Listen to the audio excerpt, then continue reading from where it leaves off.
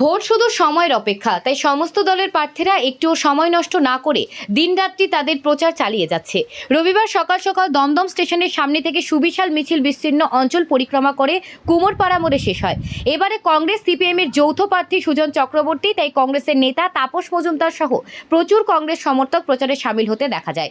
মিছিলে কর্মী সমর্থকদের মধ্যে উদ্দীপনার একটাই কারণ, এত জনজোয়ার সাম্প্রতিক সমস্ত মিছিলে যে দেখা যাচ্ছে ক্লান্তিহীনভাবে যেভাবে মানুষ মিছিলে অংশগ্রহণ করছেন, তাই তাদের দাবি দীর্ঘদিন পর লাল দমদম আবার বাম দুর্গে পরিণত হবে।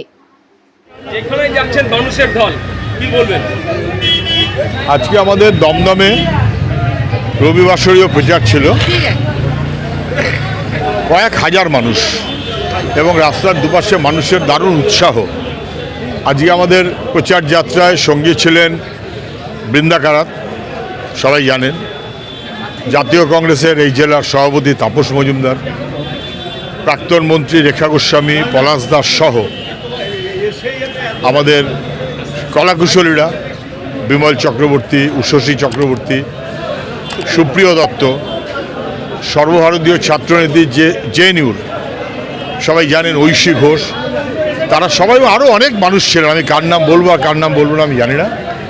দুপাশে মানুষ ভরসা জুগিয়েছেন, শুভেচ্ছা জানিয়েছেন। মানুষের সঙ্গে পরিচয় করতে করতে আমরা চলেছি। মানুষের চোখ মুখ বলছে বদলের হাওয়া বইছে দমদমে। গোটা রাজ্য বুঝতে পারছে একটা বিপজ্জনক অবস্থার মধ্যে গোটা রাজ্য। মানুষ রুখতে চায়, মানুষ বদলাতে চায়। আমরা বলছি ভরসা রাখুন, বদলে যাবে। দাদা, সাম্প্রতিক যে সন্দেশখালী ঘটনা ঘটলো, মুখ্যমন্ত্রী বলছেন একটা চকলেট বোম ফুটলেও সিবিআই এনআইএ-কে ডাকা হচ্ছে, এনএসজি কমান্ডো ডাকা হচ্ছে। মুখ্যমন্ত্রীর যেটা বলা উচিত ছিল যে সন্দেশখালীর ঘটনার পর 54 দিন কেন লাগলো শাহজাহান গ্রেপ্তার হতে, গ্রেপ্তার করতে আমি বলছি না, গ্রেপ্তার হতে 19 দিন সময় লাগলো কেন ইডির? এটা কেন্দ্রীয় সরকারকে বলতে হবে যে 5ই জানুয়ারির পর পরের দফায় গেল 19 দিন পর, 19 দিন সময় লাগলো, তার মধ্যে সব সরিয়ে রাখার ব্যবস্থার সুযোগ দেওয়া হলো। মুখ্যমন্ত্রীকে উত্তর দিতে হবে যে মুখ্যমন্ত্রীর ডিজি 3 দিন সন্দেশখালী গেছিলেন, তা সত্ত্বেও তিনি কিছু টের পেলেন না কেন? স্থানীয় মানুষ তো জানতো যে কোটি কোটি টাকা, শয়ে শয়ে কোটি টাকা, এবং মানুষ জানতো যে প্রচুর বেআইনি জিনিস তার কাজে হাত পাকিয়ে রেখেছে শিবু হাজরা, শেখ শাহজাহানরা। মানুষ জানে, পুলিশ জানে না, ইডি জানে না, সবাই জেনে বুঝে কোথাও একটা ধামাচাপা দেওয়ার খেলা। এখন কেউ বলছেন কালীপটকা, কেউ বলছেন অন্য কিছু। আরে বাবা, মাটির তলা থেকে তো উদ্ধার হলো, সত্যটাকে অস্বীকার করবে কি করে? বিদেশি আগ্নেয়াস্ত্র একটা অটো চালকের বাড়ির থেকে যা সন্দেশখালীতে পাওয়া গেছে, তার এক একটা রিভলভার 7-8 লাখ টাকা করে দাম, নাকি এদেশের বাজারে বিক্রি হয় না, এবং নাকি আমেরিকার তৈরি, সেখান থেকে এসেছে। কে আনলো? কে আনার ব্যবস্থা করলো? তৃণমূলের নেতারা কি দুষ্কৃতি পুষতে পুষতে এমন জায়গায় গেছেন যে একেবারে বিদেশি অস্ত্র পর্যন্ত মজুত করা রয়েছে? কোন উদ্দেশ্যে? মানুষের অধিকার কেড়ে নেওয়ার জন্য, মানুষের মুখ বন্ধ করার জন্য? সন্দেশখালী তো তাই স্পষ্ট করছে। তৃণমূল এই সমস্ত কাণ্ড ঘটিয়ে চলেছে, আর বিজেপি সব দেখে শুনে 10 বছর ধরে চুপটি করে থেকেছে। এখন ভোটের সময় একটু লড়াই ভাব দেখাচ্ছে। মাননীয় তো রাজ্যের সাংবিধানিক প্রধান এবং স্বরাষ্ট্রমন্ত্রী বলবে, তার কি দায় বর্তায় না এতগুলো আর্মস? দেখুন, মুখ্যমন্ত্রী বরঞ্চ বলছেন যে বদনাম করা হচ্ছে তৃণমূলকে। আমি জানি না, অস্ত্র মজুত করাটা হয়তো শুনাম, অস্ত্র উদ্ধার করলে যদি কারোর বদনাম হয়, সেই বদনাম তো হতেই হবে। বাংলার কোনো নিরাপত্তা থাকবে না, শিশুরা পর্যন্ত মারা যাচ্ছে, মহিলারা মারা যাচ্ছে, বোমা বিস্ফোরণ হচ্ছে জায়গায় জায়গায়। মুখ্যমন্ত্রী বুঝতে পারছেন না যারা অগ্নিস্তূপের ওপরে, বারুদের স্তূপের ওপরে বাংলাকে উনি দাঁড় করিয়েছেন? বাংলার মানুষের প্রতি কোনো দায় ওনার নেই। খুব দুর্ভাগ্য আমাদের এই মুখ্যমন্ত্রী। রাজ্যের শিক্ষা ব্যবস্থা নিয়ে বলছেন রাজ্যের যে রায়গুলো হচ্ছে পক্ষপাত পুষ্ট। 26,000 ছেলেমেয়ের কাজ গেছে, এটা আমাদের কারোর আনন্দ হওয়ার কথা নয়। এই 26,000-এর মধ্যে নিশ্চয়ই একটা বড় অংশ দুর্নীতিগ্রস্ত। এসএসসি সিবিআই বলার পর স্বীকার করেছে 5,400 দুর্নীতি। সিবিআই বলছে, তখন এসএসসি বলছে হ্যাঁ ঠিক। নিজের থেকে বলছে না কেন? কোর্ট বারবার বলেছিল চাল আর কাকড়কে আলাদা করো, ন্যায্য যোগ্য আর দুর্নীতি আলাদা করো। এসএসসি তা করেনি, রাজ্য সরকার তা করেনি। না করে যারা যোগ্য তাদের ওপরে বেআইনিদের বিপদ চাপিয়ে দিয়েছে। এটা হয় না, আমাদের স্পষ্ট কথা। যারা যোগ্য তাদের কারুর চাকরি খারিজ করা যাবে না, আমরা তাদের পাশে লড়াইতে থাকবো। যারা বেআইনি তাদের কারুর চাকরি বহাল রাখা যাবে না, আমরা তাদের বিরুদ্ধে থাকবো। আইনিভাবে কি যারা যোগ্য প্রার্থী তাদের পাশে আপনারা দাঁড়াবেন? অবশ্যই, আমরা ইতিমধ্যেই বলেছি, আগেই বলেছি, প্রথম দিনই বলেছি যে যারা যোগ্য এবং এবং বেআইনি দুর্নীতি এই দুটো আলাদা করতে হবে। যারা যোগ্য তাদের তো অপরাধ নেই, তাদের চাকরি যাবে কেন? তারা লড়াই করবে, সে লড়াইতে আমরা আছি। কালকে ছাত্র যুবরা তাদের দাবি নিয়েই লড়াই করতে গেছে। এবিটিএ তারা ইতিমধ্যেই দরখাস্ত জোগাড় করছে যারা যোগ্য তাদের হয়ে সুপ্রিম কোর্টে লড়াই করবে বলে। আইসা কোম্পানি একটা black listed company, black board থেকে তাদেরকে নিয়ে আসা হলো। মুখ্যমন্ত্রী ব্ল্যাক লিস্টেড কোম্পানিদেরকেই পছন্দ করেন, কারণ ব্ল্যাক লিস্টেড এবং কালো যারা তাদের নিয়েই তৃণমূল। 1 2 3 4 ফিরিয়ানো 77। আমরা এটা নিয়ে বেশি কিছু বলবো না। যে কথাটা বলবো যে মানুষের কাছে মানুষ দেখে নিয়েছে যে তৃণমূল কিভাবে দুর্নীতি করেছে, কিভাবে চুরি করে মানুষের যে একটা প্রজন্মকে কী করে শেষ করে দেওয়া যায় সেটা মমতা ব্যানার্জি এই রাজ্যের মধ্যে দেখিয়েছে। মমতা ব্যানার্জি দুদিন আগে স্টেজে উঠে বলছেন শুভেন্দু অধিকারীকে কটাক্ষ করে যে তিনি নাকি চুরি করতে শিখিয়েছেন, তিনি নাকি দুর্নীতি করতে শিখিয়েছেন। এবং এটা লজ্জার বিষয় যে রাজ্যের মুখ্যমন্ত্রী এটা মানছে যে তার দল এবং তারা মানুষের সাথে ধোঁকা করেছে, মানুষের সাথে ছল করেছে। এবং আমরা এই কথাই বলতে চাই যে আজকে যে একটা প্রজন্মর চাকরি চলে গেল তার দায়ী শুধু রাজ্যের সরকারে। কেন বামফ্রন্ট যখন 34 বছর সরকারে ছিল আমরা একটাও দেখিনি যে চাকরি গেছে মানুষের। তাই জন্যে মানুষ এই দুর্নীতিকে রুখে দাঁড়ানোর জন্য তৈরি। আর বিপুলভাবে আমাদের যে রুজি রুটির প্রশ্ন, যে কথা শিক্ষা রোজগারের কথা আমরা বলছি, সেটাতে সাড়া ফেলছে। নাইসা কোম্পানি যাকে একটা দায়িত্ব দেওয়া হয়েছিল, একটা black listed company, black board থেকে কোনো রকম টেন্ডার ছাড়াই তাকে দায়িত্ব দেওয়া হয়েছিল, তার ফলাফল তো যা হয়েছে, কি বলবেন? এটা তো আশ্চর্যের কিছু ব্যাপার নয়। তৃণমূল যে চুরি করবে, চুরির যে আরেক নাম তৃণমূল, সেটা তো তৃণমূল দেখিয়ে দিয়েছে 10টা বছরে। মানুষ বুঝে নিয়েছে, এইটাতে আমরা খুশি যে মানুষ বুঝছে যে তৃণমূল কীভাবে চুরি করেছে এবং মানুষ চায় না যে তৃণমূল এইভাবে দুর্নীতি করতে থাকুক এবং মানুষের অধিকার ছিনিয়ে নিক। বিচার ব্যবস্থার প্রতি আক্রমণ, সেটা যখন তাদের ফেভারে হবে তখন তাদের ভীষণ ভালো লাগবে, এবং যখন তাদের ফেভারে হবে না তাদের মুশকিল। এটা নিয়ে আমরা বলছি, আমরা যারা স্বচ্ছভাবে পরীক্ষা দিয়ে, মেরিটে পরীক্ষা দিয়ে যারা যোগ্য ছিল, তারা আজকে যে তাদের চাকরি চলে গেছে তাদের সাথে সবসময় আছি এবং থাকবো। আমরা বলছি যারা দুর্নীতি করতে শিখিয়েছে মমতা ব্যানার্জির মতো লোকজন, তাদেরকে জেলের পিছনে থাকা উচিত, তাদেরকেই তাদের থেকে টাকা আদায় করার দরকার আছে। আগামী প্রজন্মকে বাঁচানোর লড়াই আমরা নেমেছি এবং আমরা তাদের সাথে দাঁড়িয়ে থাকি। আমরা এটাই বলতে চাই যে সন্দেশখালীর যে মা বোনেরা, মাসিরা যেভাবে তৃণমূলের যে টেরর, সেটার বিরুদ্ধে রুখে দাঁড়িয়েছে, তাদেরকে কুর্নিশ জানাই এবং তাদের সাথে আমরা তাদের লড়াইয়ে আছি। প্রচুর মানুষের সমাগম, দমদম আবার ফিরছে।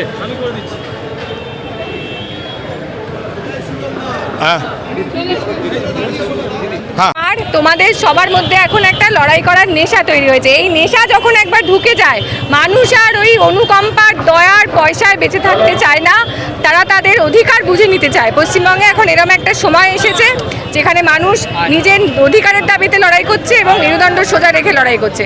দমদম এই লড়াইয়ে সামিল এবং অবশ্যই সুজনদা জিতবে। একটা সময় প্রচুর বুদ্ধিজীবী বেরোতো, কিন্তু এখন যে সাম্প্রতিক যে ঘটনাগুলো ঘটছে, কোনো বুদ্ধিজীবীর দেখা পাওয়া যাচ্ছে না। আমাদের যারা প্রার্থী তারাই তারকা, তারাই ভোট টানবে। আমাদের আলাদা করে বুদ্ধিজীবীর দরকার নেই। ঐশী কি বলবে দেখো, হয়ে গেছে আমার বক্তব্য।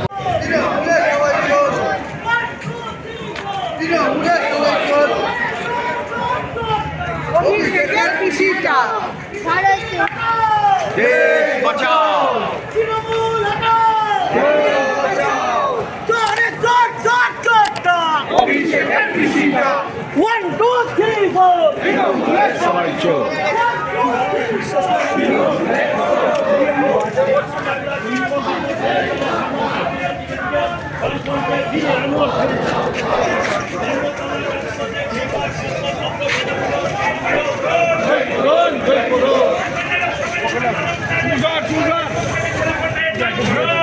Run.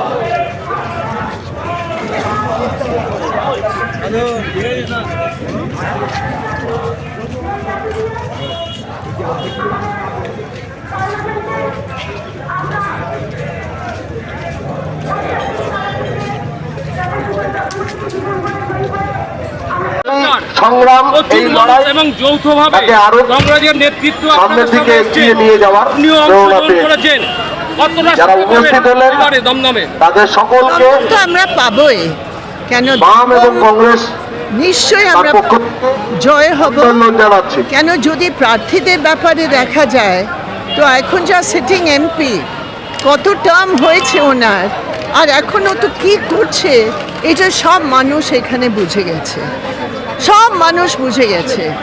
এখন যদি কাজের দরকার আছে, ডক্টর সুজন ছাড়া কেউ নেই এখানে।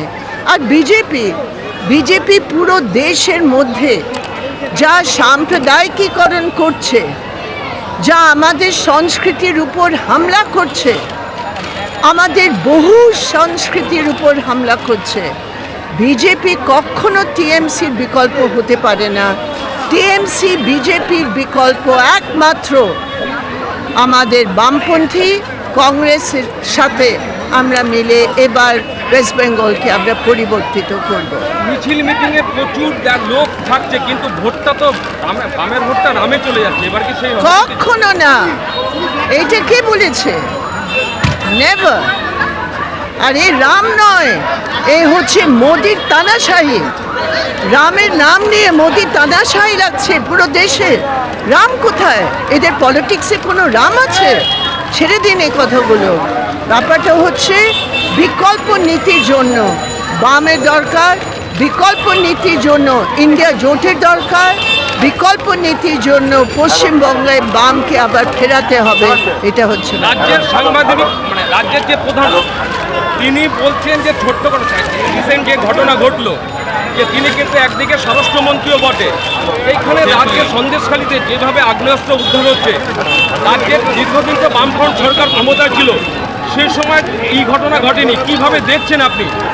আমি কোনো দিন, আমরা তো অনেক বছর ধরে মেয়েদের রক্ষার জন্য, মেয়েদের উপর যা অত্যাচার আছে তার বিরোধিতা আমরা করেছি, কিন্তু আমি কোনো দিন দেখিনি সন্দেশখালের মতন ঘটনা, যা রুলিং পার্টির অফিস একটা সেন্টার হয়ে গেছে মেয়েদের উপর অত্যাচার করার জন্য। কোনো দিন দেখিনি যা সন্দেশখালীতে আমরা দেখি। সেকেন্ড ইন কমান্ড বলছে হাইকোর্টটাকেই তুলে দেওয়া উচিত। হাইকোর্টের যে রায় হচ্ছে তাদের মনোপুত হচ্ছে না, হাইকোর্টটাকে তুলে দেওয়া উচিত, এমন একটা মন্তব্য করেছিল। সন্দেশখালী নিয়ে ন্যায় তো হবে। 26,000 পরীক্ষার্থী দিদি, আমরা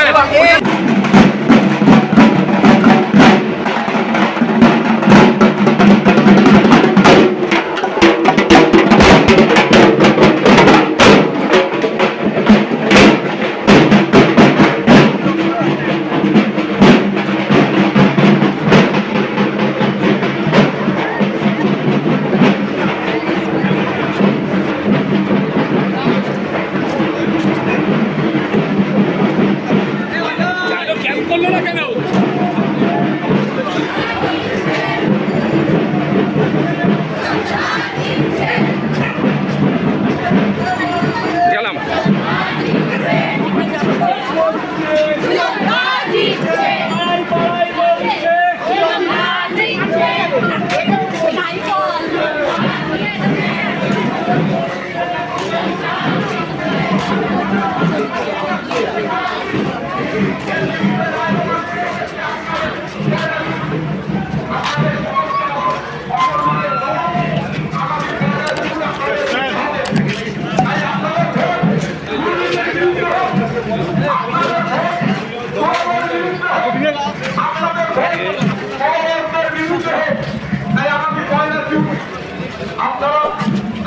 কোথায় শেষ কোথায়? তাকে বিপুল ভোটে জয়যুক্ত করবে। এই মুহূর্তে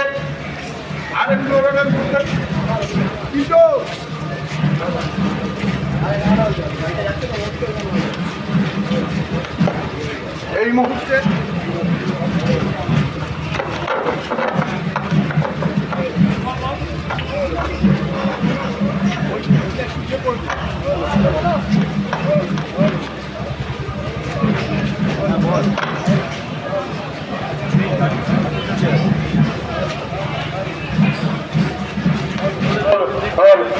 এই মুহূর্তে আনন্দ রোডের মধ্যে দিয়ে কংগ্রেস সুজন চক্রবর্তী এই মুহূর্তে এগিয়ে চলেছে। সমস্ত মানুষজনদের কাছে আমাদের আবেদন, আপনাদের ভোট দুর্নীতির বিরুদ্ধে হোক, আপনাদের ভোট চাকরি চোরদের বিরুদ্ধে হোক, আপনাদের ভোট প্রমাণদের বিরুদ্ধে হোক। আপনারা জানেন নির্বাচনে আপনারা স্বাধীনভাবে আপনাদের